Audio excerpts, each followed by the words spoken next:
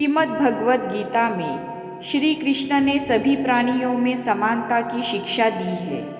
आज बटे हुए समाज में गीता के उपदेशों की महत्ता और भी बढ़ जाती है। श्रीमद् भगवद गीता के 15वें अध्याय में कृष्ण कहते हैं, इस संसार में सारे जीव मेरे अंश है और वे 6 इंद्रियों से घोर संघर्ष कर रहे हैं, जिसमें मन भी सम्मिलित है। श्री कृष्ण इसे और स्पष्ट करते हैं कि विनम्र पुरुष अपने वास्तविक ज्ञान के कारण सभी को समान दृष्टि से देखता है।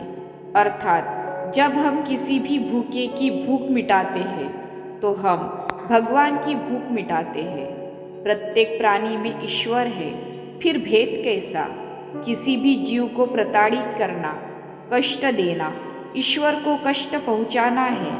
गीता में समानता का यह स्वर सभी जगह मिलता है। श्रीमद् भगवद गीता के 6ठे अध्याय में भगवान श्री कृष्ण कहते हैं, जब मनुष्य निष्कपट हितैषियों, प्रिय मित्रों, तटस्थों, मध्यस्थों, ईर्ष्यालु, शत्रु तथा मित्रों को समान भाव से देखता है तो वह और भी उन्नत माना जाता है। स्पष्ट है कि हमारे सांसारिक संबंध कैसे भी हो, पर हमारे व्यवहार में समानता का भाव होना चाहिए। दुनिया में सफलता का विचार आधुनिक काल की देन माना जाता है, किंतु भारत में श्री भगवद गीता में समानता का विचार अद्भुत ढंग से प्रस्तुत हुआ है।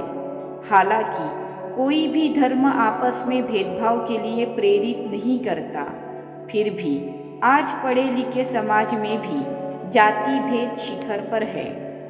मनुष्य समय पड़ने पर अपनी नस्ल, जाति, भाषा और धर्म से अलग व्यक्ति पर प्रतिकूल टिप्पणी करता है। हिंदू, मुस्लिम, ब्राह्मण, शूद्र, शाकाहारी, मांसाहारी, साधारण जाति, अनुसूचित जाति, उच्च वर्ग, निम्न वर्ग, भाषाओं की अलग अलग तनातनी है। धर्म के नाम पर आज समाज बटा हुआ है।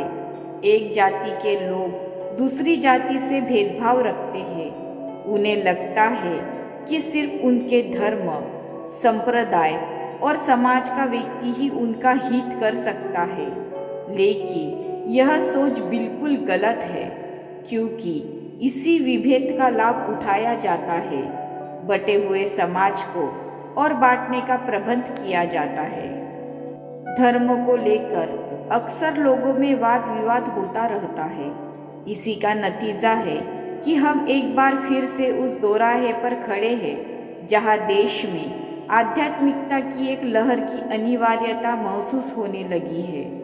आध्यात्मिकता की लहर का मतलब है एकता की भावना, कुछ ऐसा हो कि हर कोई दूसरों से ऐक्य महसूस करने लगे। और अध्यात्म के प्रभाव में ऐसा होना मुश्किल नहीं है। स्वामी विवेकानंद ने कहा है कि सभी धर्मों का गंतव्य स्थान एक है। जिस प्रकार विभिन्न मार्गों से बहती हुई नदियाँ समुद्र में जाकर गिरती है, उसी प्रकार सब मत मतांतर परमात्मा की ओर ले जाते हैं। मानव धर्म एक है, मानव जाति एक है। सभी धर्म की पवित्र पुस्तकें, कुरान, गीता, रामायण या बाइबल में भी इंसानियत की सीख दी गई है। फिर भी इस अमूल्य सीख से बेखबर हमारे धर्माधिकारी तक विवादास्पद बयान दे देते हैं, जिसका ज़्यादा नुकसान मासूम लोगों को होता है। अगर हमें ऐसा समाज चाहिए जहां इंसानियत ही हमारा धर्म हो, इसके लिए ज़रूरी है कि हम पहले इंसान बन जाए, जो सब धर्मों से ऊपर है। आज स्थिति इसके विपरीत है। सबसे बुद्धिमान कहा जाने वाला मनुष्य ही आज शांति के चमन को भेदभाव की दूषित मानसिकता से नष्ट कर रहा है। यह हमारे अज्ञानता में जीने का सबूत नहीं तो और क्या है।